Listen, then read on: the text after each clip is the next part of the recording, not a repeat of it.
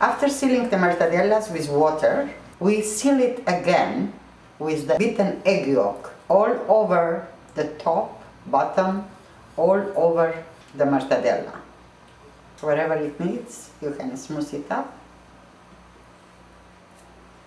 When you prepare your mortadella large enough, you can put a boiled egg in it instead of garlic, or both.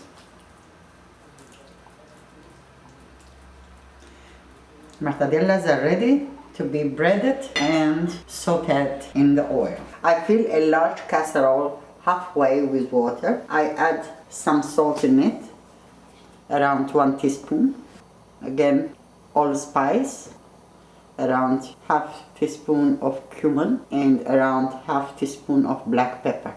I also add around 3 tablespoons of vinegar. Vinegar is very important. Let it come to boil. Meanwhile, the oil is already hot. Put some breadcrumbs in a flat plate. Roll the mortadella in it gently. Cover all sides. It doesn't have to be cooked thoroughly in the oil because we are going to boil the mortadellas in the spiced water with vinegar. Tap the extra off and put it in the oil and immediately turn it over so that it doesn't crack.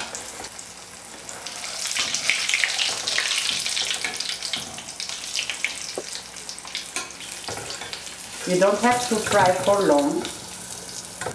Just when the color changes, pick it up and do the same with the second mortadella.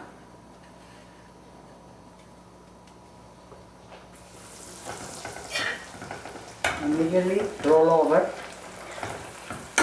once or twice so the oil seals. The water with vinegar and spices is boiling. We gently merge the mortadellas in it and we let it boil for approximately 20 minutes to half an hour. I will check in 20 minutes to see if they are done.